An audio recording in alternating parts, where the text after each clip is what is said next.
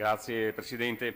Avevo depositato un'interrogazione ancora in agosto in seguito ad alcune segnalazioni che mi erano arrivate da parte del nucleo delle guardie zoofile dell'Ente Nazionale Protezione Animali, che mi aveva segnalato anche con delle fotografie una serie di cartelli stradali letteralmente crivellati da colpi di fucile, pistola e quant'altro, che riportavano fori di diverso calibro. Una cosa abbastanza preoccupante, nel senso che sono cartelli stradali che si trovano proprio nella pubblica via, strade asfaltate e anche di comunicazione molto importante, quindi un utilizzo da parte di ignoti molto pericoloso di questi cartelli, cioè il tiro a bersaglio. Tra le varie cose chiedevo anche di sapere il numero suddiviso per provincia dei soggetti attualmente autorizzati a circolare armati dalla Regione anche nelle ore notturne in aree vitate alla caccia in attuazione delle leggi regionali sulla tutela della fauna selvatica, sul controllo della popolazione dei cinghiali, sull'eradicazione della nutria. Spesso in quest'Aula si autorizzano con delle leggi soggetti privati a circolare armati nel territorio, ma non ci si preoccupa di capire e di valutare l'impatto che queste leggi hanno sul territorio. Una politica, a mio avviso, sbagliata, questo lo sapete, l'ho rimarcato più volte, che va in qualche modo a liberalizzare anche l'uso delle armi conseguentemente. Una politica che può essere pericolosa. Quindi, solo a titolo di informazione, volevo capire quante sono queste persone che grazie a leggi approvate in quest'Aula, in questa legislatura e in legislature precedenti, hanno consentito a soggetti privati di circolare liberamente armati per i nostri territori. Grazie, la parola all'assessore Pan per la risposta. Buongiorno.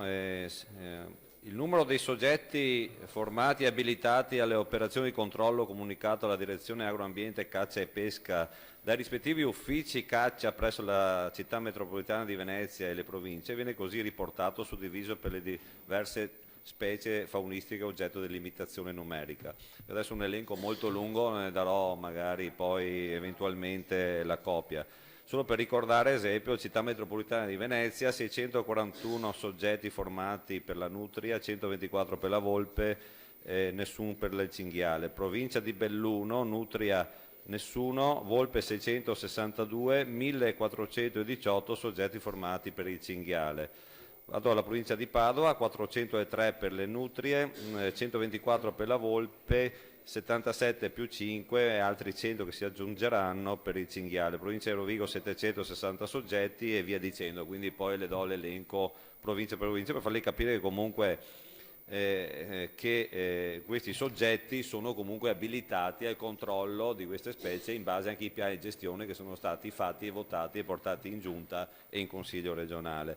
Per quanto, ad esempio, nella provincia di Vicenza abbiamo 1790 soggetti, visto che i cartelli erano tra Padova e Vicenza, ma non penso che i cacciatori si divertano la notte ad andare in giro a sparare i cartelli, ma benché siano altri soggetti che fanno, visto che le pistole magari non vengono adoperate molto per la caccia, volevo ricordare, abbiamo 1790 soggetti formati e abilitati per la nutria, 2863 per la volpe e 3495 per il cinghiale, quindi assolutamente un numero importante che naturalmente va a controllare queste specie che ogni giorno troviamo creano allarme anche sociale. Per quanto attiene al controllo dei corvidi, si fa presente che la stessa viene realizzata esclusivamente durante la fascia oraria diurna, mentre si ritiene opportuno evidenziare come ai sensi dell'articolo 19 della legge 157 e dell'articolo 17 della legge 5093 i soggetti formati e abilitati alle operazioni di controllo numerico a carico di alcune specie di fauna selvatica svolgono la propria attività sulla base di una preliminare autorizzazione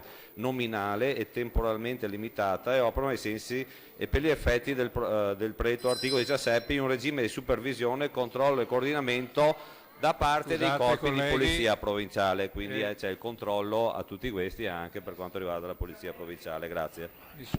Mi scuso con l'assessore, ma purtroppo c'era troppo brusio in aula e di tutti i componenti che devono limitare il proprio tono di voce.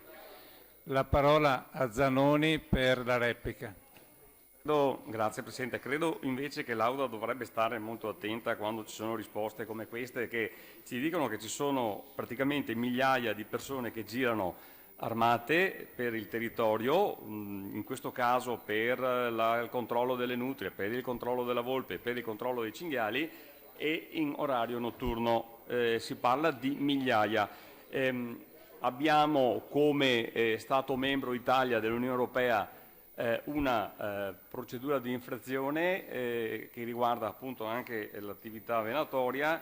Volevo ricordare che siamo oggetto di applicazione del Piano Nazionale per il contrasto al bracconaggio, approvato in sede di conferenza Stato-Regione proprio per dare delle risposte a questa procedura di infrazione. Sappiamo come il Corpo Forestale nell'assorbimento presso l'Arma dei Carabinieri abbia in qualche modo anche ridimensionato la sua operatività, e la stessa cosa è successa anche alle guardie provinciali con la riforma delle province, e quindi io auspico da parte della Regione e dell'assessorato che ci sia una forte attenzione per quanto riguarda la vigilanza, perché qui si tratta di fare vigilanza anche in orario notturno. Quindi quello che mi chiedo è, siccome i dati parlano chiaro, e ringrazio anche l'assessore e mi dichiaro soddisfatto della risposta perché finalmente abbiamo i dati, per quanto sia soddisfatto sono preoccupato sul fatto che ci sia una adeguata vigilanza notturna per verificare appunto che non ci siano degli abusi nell'utilizzo di queste armi. Grazie.